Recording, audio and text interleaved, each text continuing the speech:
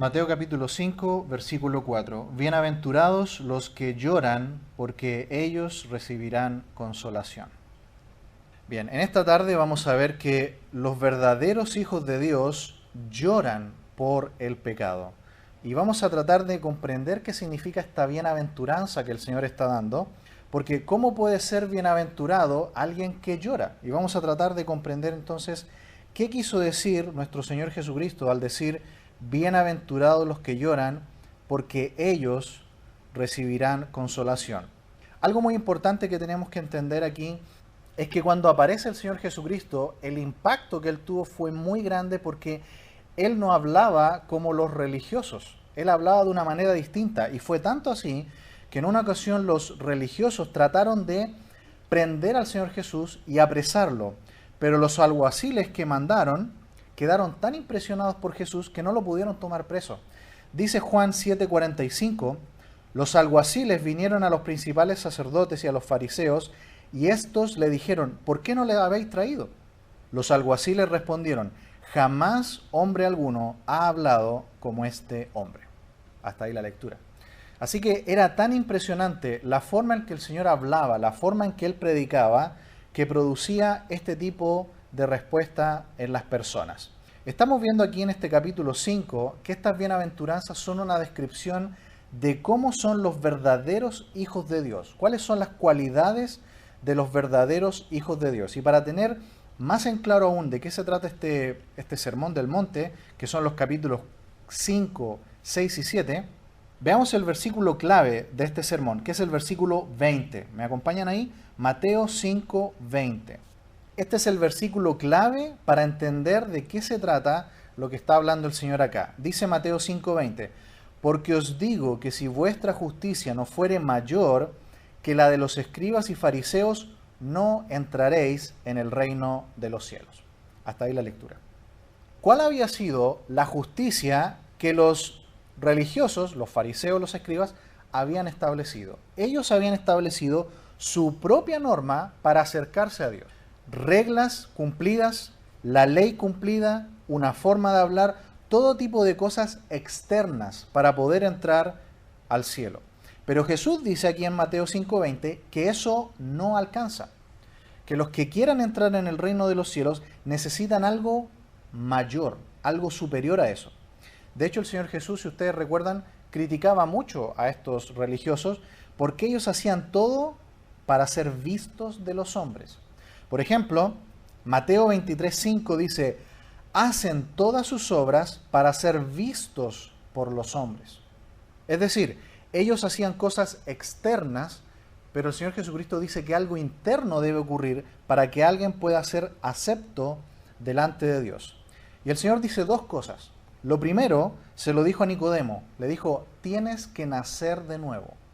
Y también aquí mismo, en Mateo 5, en el último versículo de este capítulo 5, en el versículo 48, el Señor pide una segunda cosa, además de nacer de nuevo. Él dice, sed perfectos, sed pues vosotros perfectos, como vuestro Padre que está en los cielos es perfecto. ¿Cómo podemos ser perfectos si no lo somos? ¿Cómo podemos nacer de nuevo si eso es algo que solamente Dios lo puede hacer?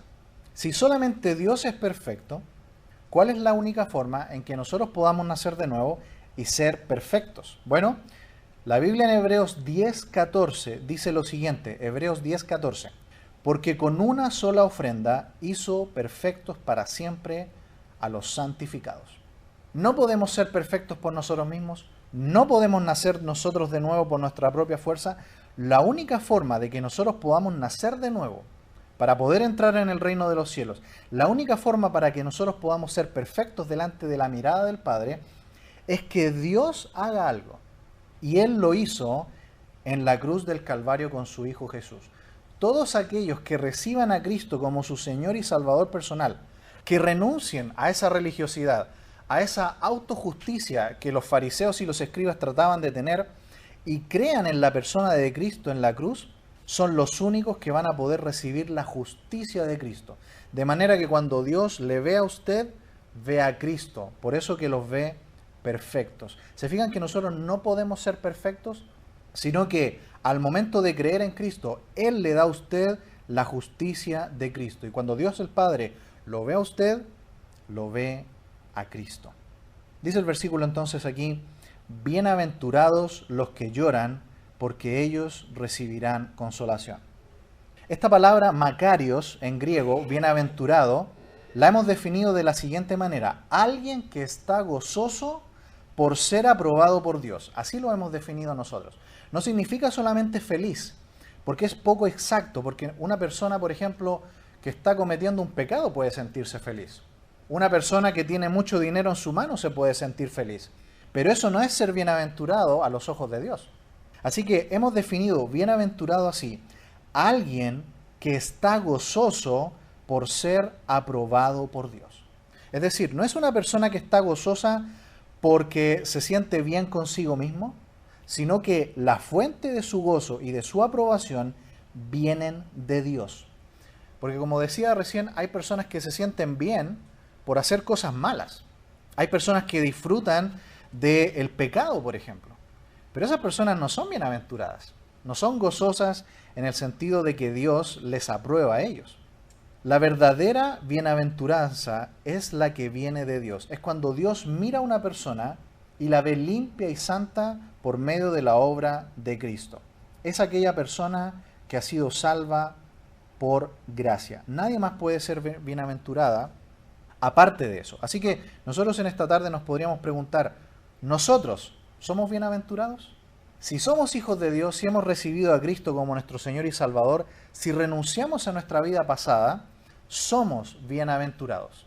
Igual que los santos del Antiguo Testamento, igual que Noé y su familia, igual que Abraham, Isaac, Jacob, David, todos aquellos que han puesto su fe en Dios son bienaventurados. La primera bienaventuranza fue pobres de espíritu. ¿Recuerdan que esa fue la primera? Dijimos que ser pobre de espíritu era lo contrario a los religiosos. Los religiosos no se sentían pobres de espíritu. Ellos se sentían buenos, se sentían justos, se sentían santos. Decían, apártate de mí, que soy más santo que tú. Eso no es ser pobre de espíritu. Dijimos que pobre de espíritu significa alguien que siempre quiere más de Dios, porque espiritualmente es pobre y necesita más y más de Dios. Esa es una persona realmente que es pobre de espíritu. Pensemos por un momento que Dios se hizo pobre para darnos a nosotros. Por ejemplo, cuando Dios el Padre dio al Hijo, lo dio todo. Y cuando el Hijo vino a este mundo y dio su vida, lo dio todo. Imagínense, hermanos, que Dios el Padre y Dios el Hijo se hicieron pobres para hacernos ricos a nosotros, dándonos la salvación. Imagínense qué nos va a hacer Dios con su riqueza. Eso lo vamos a saber solamente cuando estemos allá en su presencia en el cielo. Ellos solamente haciéndose pobres nos enriquecieron a nosotros con la salvación. Y ahora que nosotros nos damos cuenta de lo que éramos antes y de lo que hemos recibido ahora en Cristo, sentimos que cada día necesitamos más y más de Él. Eso significa ser pobre de espíritu, que siempre necesito más de Dios. Porque así funciona el hambre espiritual, ¿no? El hambre física, a la manera opuesta, cuando nosotros comemos, llega un punto que nos satisfacemos, ¿cierto? Nos saciamos y ya no podemos comer más, hemos quedado saciados. Pero el hambre espiritual funciona justamente lo contrario. Mientras más nos alimentamos y mientras más comemos de la palabra de Dios, se ha fijado que más queremos y más deseamos y más queremos conocer al Señor y más queremos estar con Él. Ahora viene un resultado. De ser pobre de espíritu viene el llorar. El llorar. ¿Pero qué significa este llorar? Porque parece contradictorio, ¿no? ¿Cómo una persona gozosa va a llorar? Aquí dice los que lloran. El texto dice literalmente los que están llorando continuamente, porque el verbo es un participio presente, es decir, es una acción continua que constantemente está funcionando. No significa alguien que lloró una vez. Por ejemplo, hay gente que dice que lloró el día que conoció a Cristo, ¿no? Pero el resto de su vida no demuestra mucho que ha conocido a Cristo, ¿no? Lloró una vez y por eso piensa que ha conocido a Cristo. Aquí la palabra de Dios dice que los verdaderos hijos de Dios constantemente están llorando, constantemente están afligidos, si queremos usar una palabra más literal. ¿Qué significa el lloro del que Jesús habla acá? Lo vamos a tratar de definir de la siguiente manera. Primero tratemos de ver lo que no es. ¿En qué otra parte de la Biblia se nos habla de llorar? ¿Sabe usted que en el infierno se va a llorar? Si usted me acompaña a Mateo 13, vamos a verlo. Mateo 13, versículo 49 y 50. El lloro del que habla Jesús no es el lloro del infierno. En el infierno las personas van a llorar, pero ese lloro no es bienaventurado. Dice Mateo 13, 49, así será al fin del siglo. Saldrán los ángeles y apartarán a los malos de entre los justos y los echarán en el horno de fuego. Allí será, ¿qué cosa? El lloro y el crujir de dientes. Ese lloro, por supuesto, no es bienaventurado. No es el lloro del infierno. ¿Sabe que algunos piensan que el infierno es un lugar de fiesta continua? Algunos piensan que eso es el infierno. Que es un lugar donde van a poder las personas que no quisieron a Dios seguir pecando. Y es una constante fiesta y un lugar de pecado donde van a poder continuar con su vida de maldad. Pero no es así, eso es una mentira. El infierno es un lugar de lloro y de crujir de dientes. Y además es un lugar donde el que esté ahí no va a poder ver a alguien que tenga al lado, no va a poder ver a su compañero. Porque Mateo 8:12 dice que es un lugar oscuro, es un lugar de tinieblas. Dice Mateo 8:12, serán echados a las tinieblas de afuera. Allí será el lloro y el crujir de dientes. Eso será el infierno. Va a ser un lugar oscuro donde la gente va a estar en plena llama, sufriendo en soledad, llorando y crujiendo los dientes. Queda claro, hermanos, que este lloro no es el bienaventurado lloro de aquí de la bienaventuranza. Este es otro tipo de lloro. Los que vayan al infierno van a llorar por su pecado, pero va a ser demasiado tarde. En ese lugar va a ser demasiado tarde. No va a haber vuelta atrás. Dice la Biblia en Hebreos 9:27, está establecido para los hombres que mueran una sola vez y después el juicio. No hay tal cosa como la doctrina católica del purgatorio o algo así. No hay segunda oportunidad. Solamente en esta vida puedes conocer a Cristo, arrepentirte de tus pecados y recibirle como tu Señor y Salvador. No hay otra oportunidad después. Así que el llorar de esta bienaventuranza no es el lloro del infierno. No es un lloro bienaventurado. Segundo, no es el lloro de las consecuencias del pecado. Hay personas que lloran por el castigo que han recibido. ¿Ha visto personas que cuando les dicen su sentencia para ir a la cárcel lloran en el momento ahí delante de los jueces? Y lloran. No están llorando por otra cosa, sino que por su castigo. ¿Sabe que muchas personas se lamentan y lloran después de haber cometido un crimen? Pero porque van a ser castigados, porque van a ir a la cárcel. Como Acab, ¿recuerda aquel malvado rey? Acab lloró cuando no pudo quedarse con la viña de Nabot. Pero eso no es un lloro bienaventurado, es un lloro porque no pudo obtener lo que su codicia le exigía. ¿Recuerdan a Caín? Caín mató a su hermano. Y cuando Dios vino y habló con él, en Génesis 4:13, Caín le respondió a Dios, grande es mi castigo para ser soportado. ¿Dijo Caín, grande es mi pecado? ¿Estoy arrepentido? Señor, perdóname. ¿No? Dijo, Dios, grande es mi castigo. Se lamenta y en ningún momento reconoce que pecó ante Dios. En ningún momento dijo, me humillo delante de ti. En vez de eso, se quejó delante de Dios. Se quejó por su castigo. ¿Por qué Caín fue así? Porque Caín era del maligno. Nosotros después en el Nuevo Testamento sabemos más de Caín por el apóstol Juan.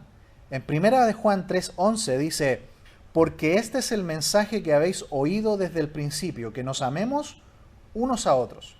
No como Caín, que era del maligno y mató a su hermano. ¿Y por qué causa le mató? Porque sus obras eran malas y la de su hermano justas. ¿Se fijan? El verdadero Hijo de Dios se lamenta por su pecado. El que es del maligno llora en el infierno, va a llorar en el infierno. El que no tiene a Dios se lamenta por el castigo que recibe, pero no se arrepiente de su pecado. Dice, grande es mi castigo, y se queja además. Una actitud muy distinta es la que vemos, por ejemplo, en el hijo pródigo. Recuerdan que cuando el hijo pródigo llega delante de su papá, le dice, Padre, he pecado contra el cielo y contra ti. Hazme como uno de tus jornaleros. Distinta la actitud, ¿cierto? El hijo estaba arrepentido y dice, en primer lugar, mi pecado fue contra Dios y también mi pecado fue contra ti, Padre. Perdóname. Y él se humilla.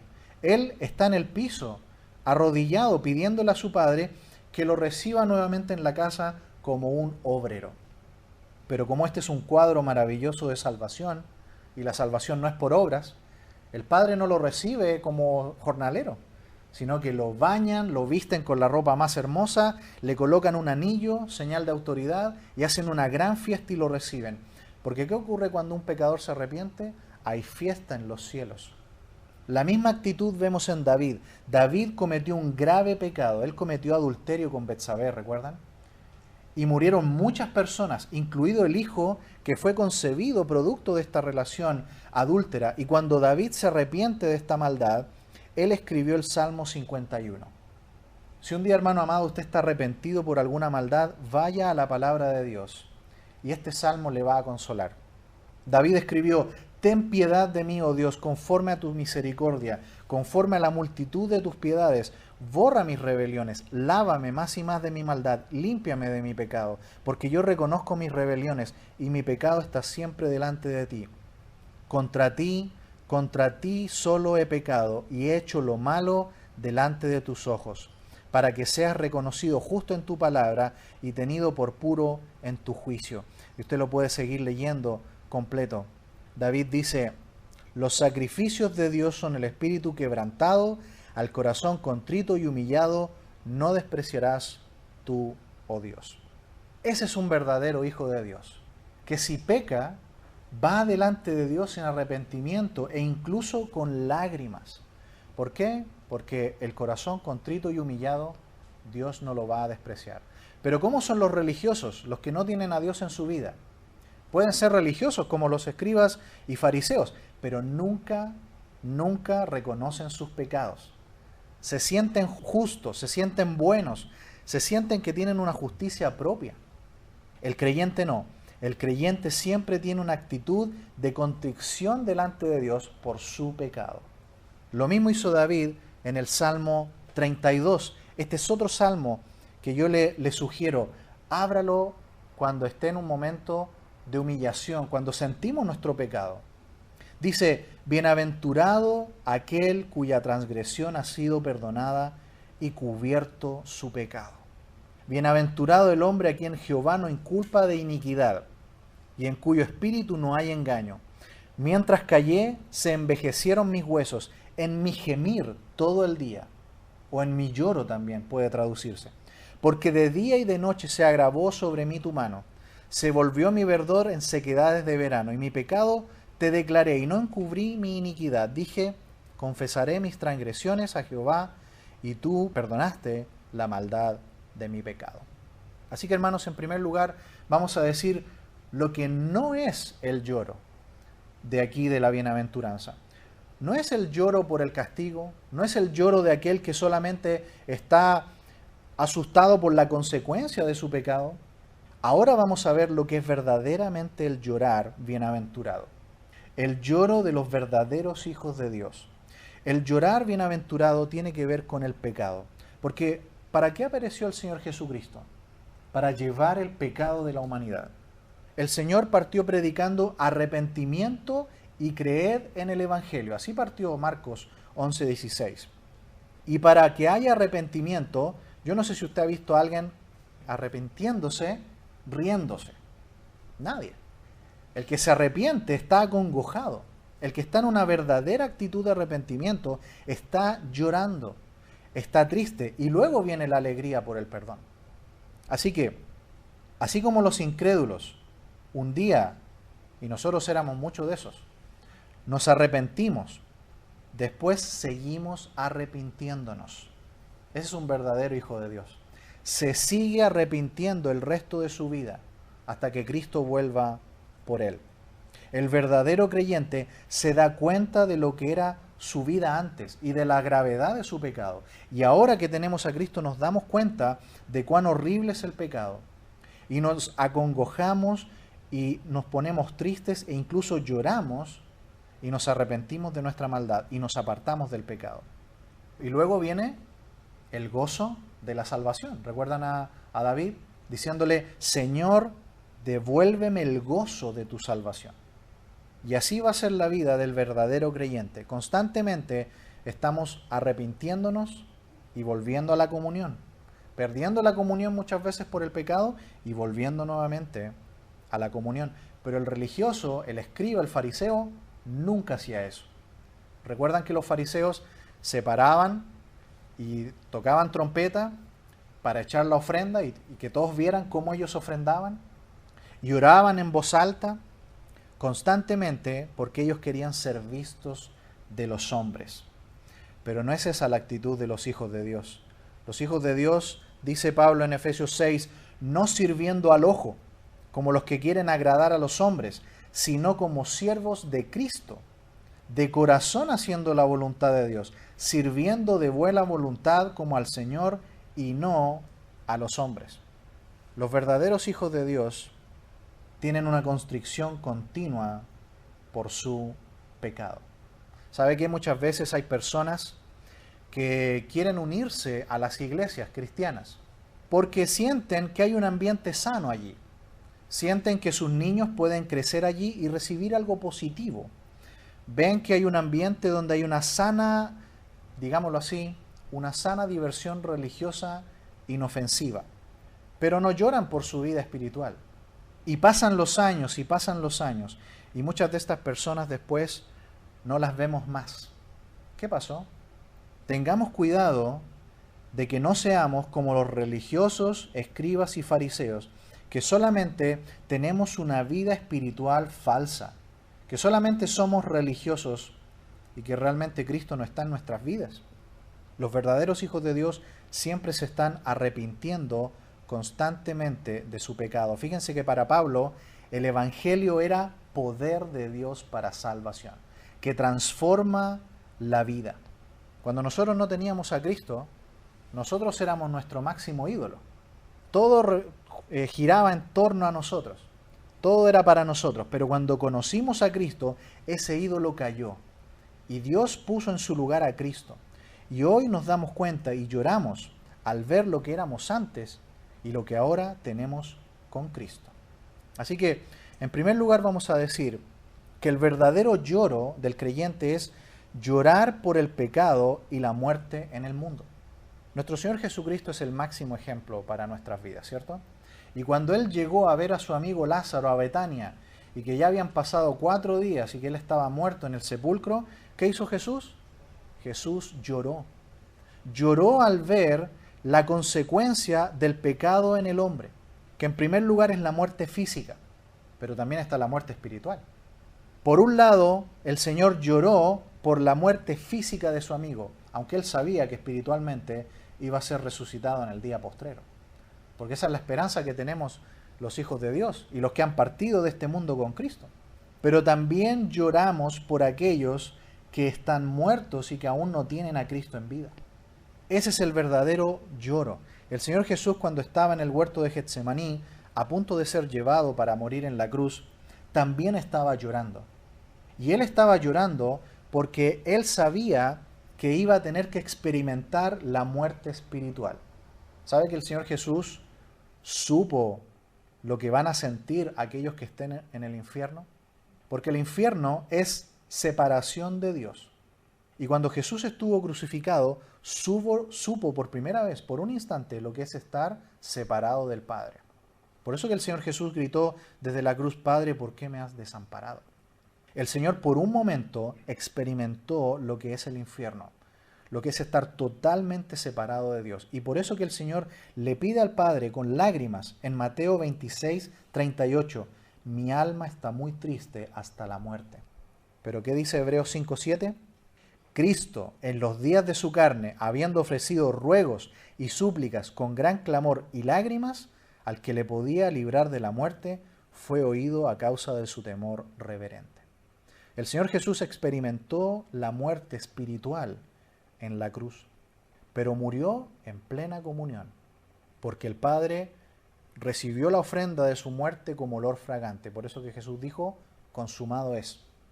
Y murió en plena comunión con el Padre. Y le dijo, Padre, en tus manos encomiendo mi espíritu. Y luego sufrió la muerte física. El Señor Jesús se identificó totalmente con nosotros. Experimentó la muerte espiritual y experimentó la muerte física por nosotros. Y Él lloró por ambas. Nosotros los creyentes tenemos que hacer lo mismo. Lloramos por la muerte espiritual de los otros y deseamos que ellos también conozcan a Cristo. Por ejemplo, Jeremías lloraba por el pueblo de Israel y sus muertos, cuando dijo, oh, si mi cabeza se hiciese aguas y mis ojos fuentes de lágrimas, para que llore día y noche a los muertos de la hija de mi pueblo. En primer lugar, entonces, el lloro de la bienaventuranza aquí es llorar por la muerte espiritual que otros tienen, la muerte que hay en el mundo. Pero también llorar en segundo lugar por nuestro propio pecado. Los creyentes lloran y se afligen por su propio pecado. No son como los escribas y fariseos, que se sentían buenos y justos. No, el creyente verdadero siempre está arrepintiéndose de su maldad. Por eso que Pablo escribió en 2 Corintios 7:9. ¿Me acompañan allí, por favor? Este versículo es muy importante. 2 Corintios 7:9. Para que vea que Dios produce en nuestros corazones tristeza para arrepentimiento. 2 Corintios 7:9. Dice, 2 Corintios 7:9, ahora me gozo no porque hayáis sido contristados, sino porque fuisteis contristados para arrepentimiento. Porque habéis sido contristados según Dios, para que ninguna pérdida padecieseis por nuestra parte. ¿Qué es ese lloro y esa tristeza cuando nosotros pecamos? Es una tristeza según Dios, dice aquí. Nosotros a veces estamos tristes y tenemos que saber leer nuestra vida espiritual, que muchas veces estamos tristes porque el Señor está contristándonos para que nos arrepintamos de nuestro pecado. No le echemos la culpa a cuestiones psicológicas o algo así. Muchas veces estamos tristes porque Dios está contristando nuestro espíritu para que confesemos nuestro pecado y volvamos a la comunión. ¿Han leído cuando se nos dice que incluso el Espíritu Santo se contrista dentro de nosotros? Es el mismo proceso. El verdadero creyente está así triste para que se arrepienta de su pecado. Por ejemplo, este salmo lo vimos un día jueves, el Salmo 6. David escribió, Jehová, no me reprendas en tu enojo, ni me castigues con tu ira. Ten misericordia de mí porque estoy enfermo. Sáname, Jehová, porque mis huesos se estremecen. Mi alma también está muy turbada. ¿Y tú, Jehová, hasta cuándo? Vuélvete, libra mi alma, sálvame por tu misericordia, porque en la muerte no hay memoria de ti. En el Seol, ¿quién te alabará? Me he consumido a fuerza de gemir. Todas las noches inundo de llanto mi lecho, riego mi cama con mis lágrimas. Hasta ahí la lectura del Salmo. Así son los verdaderos hijos de Dios. Lloran por su propio pecado, no solamente por la muerte que ven en el mundo, por el pecado de otros, lloran también por su propio pecado. Y este llorar los lleva a confesar su pecado, a arrepentirse y a retomar su comunión con Dios. En tercer lugar, lloramos también no solamente por el pecado del mundo, por la muerte que vemos en el mundo, por nuestro propio pecado, también lloramos específicamente por el pecado de otros creyentes y de otras personas. ¿Recuerdan cuando Isaías estaba viendo esta visión del Señor en el templo y veía a los ángeles que gritaban, Santo, Santo, Santo?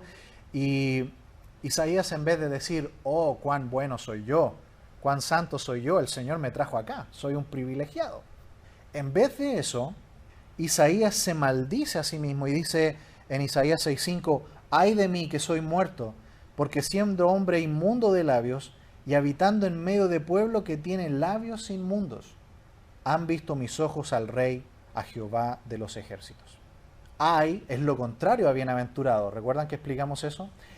Isaías se maldice a sí mismo y llora por su pecado y llora por los pecados de su pueblo. Y dice, yo soy hombre de labios inmundos y el pueblo también tiene sus labios inmundos. Por eso que también después leemos posiblemente Esdras, que escribió el Salmo 119, en el versículo 53 dice, horror se apoderó de mí a causa de los inicuos que han dejado tu ley. Y en el 136 dice, ríos de agua descendieron de mis ojos, porque no guardaban tu ley. ¿Sabe cuál es el lloro del verdadero creyente? Llora por la muerte que ve en el mundo, llora por la gente que no tiene a Cristo, llora por sus propios pecados y llora por los pecados de otros. Ezequiel fue otro profeta que lloró mucho. Dice Ezequiel 9:4, y le dijo Jehová, pasa por en medio de la ciudad, por en medio de Jerusalén, y ponles una señal en la frente a los hombres que gimen o que lloran y que claman a causa de todas las abominaciones que se hacen en medio de ella. Así son los hijos de Dios. Por eso que Jesús les dice, bienaventurados, porque lloran por su maldad. Y terminemos con esto. Este lloro es un anticipo de la alegría eterna que vamos a tener en el cielo. Porque no vamos a llorar para siempre. El Señor Jesús va a limpiar nuestras lágrimas. ¿Recuerdan que lo estudiamos en Apocalipsis? Él va a enjugar las lágrimas de los ojos nuestros. Y en el cielo ya no vamos a llorar más. Por ningún motivo. Así que este lloro actual que tiene el verdadero creyente por la muerte, por el pecado propio, por el pecado de otros, es un anticipo de la alegría eterna. ¿Me acompañan al Salmo 126? Miremos juntos Salmo 126. Salmo 126 dice, cuando Jehová hiciere volver la cautividad de Sión, seremos como los que sueñan. Entonces nuestra boca se llenará de risa y nuestra lengua de alabanza. Entonces dirán entre las naciones, grandes cosas ha hecho Jehová con estos. Grandes cosas ha hecho Jehová con nosotros. Estaremos alegres. Haz volver nuestra cautividad, oh Jehová, como los arroyos del Negev. Los que sembraron con lágrimas, con regocijo segarán. Irá andando y llorando el que lleva la preciosa semilla, mas volverá a venir con regocijo trayendo sus gavillas. Esto es verdad. Hoy sí lloramos y somos bienaventurados por eso. Lloramos por el pecado, lloramos por la muerte, por el sufrimiento que hay, por nuestro pecado. Pero un día eso será convertido en alegría, como el Señor le dijo a los discípulos, por ahora ya no me tendréis más y van a estar tristes. Pero no se preocupen, me volverán a ver y su tristeza será convertida en gozo. Termina la bienaventuranza diciendo, porque ellos recibirán consolación. El Señor nos va a consolar en aquel día. Por este tiempo va a haber lloro por nuestro pecado. Pero algo podemos sacar también de esta consolación, porque recibimos consolación para consolar también a otros. El apóstol Pablo escribió en 2 de Corintios, capítulo 1, versículo 3, bendito sea el Dios y Padre de nuestro Señor Jesucristo, Padre de misericordias y Dios de toda consolación, el cual nos consuela en todas nuestras tribulaciones, para que podamos también nosotros consolar a los que están en cualquier tribulación, por medio de la consolación con que nosotros somos consolados por Dios. Porque de la manera que abundan en nosotros las aflicciones de Cristo, así también abunde por el mismo Cristo nuestra consolación. Hemos visto, hermanos amados, en esta tarde que los verdaderos creyentes o los verdaderos hijos de Dios lloran por el pecado. Pero este lloro no es el lloro del infierno, no es el lloro por el castigo, no es el lloro por las consecuencias del pecado, es el lloro por nuestro propio pecado, es el lloro por el pecado de otros y es el lloro por ver a otros que están sin Dios. Pero este lloro va a ser consolado. Un día el Señor va a consolar este lloro. Y lo hace ahora también, para que nosotros podamos consolar a otros. Pero lo hará definitivamente cuando estemos en el cielo en su presencia. Va a quitar totalmente este lloro. Que esto nos anime, hermanos, a recordar que cuando nosotros nos sentimos compungidos por nuestro pecado, esa es una evidencia de que somos hijos de Dios. Si usted no siente ningún dolor por su pecado, piense por un momento en su vida espiritual. y analice si usted es un real y un verdadero hijo de Dios. Si usted es una hija de Dios. Porque los verdaderos hijos de Dios lloran por su pecado. Vamos a orar.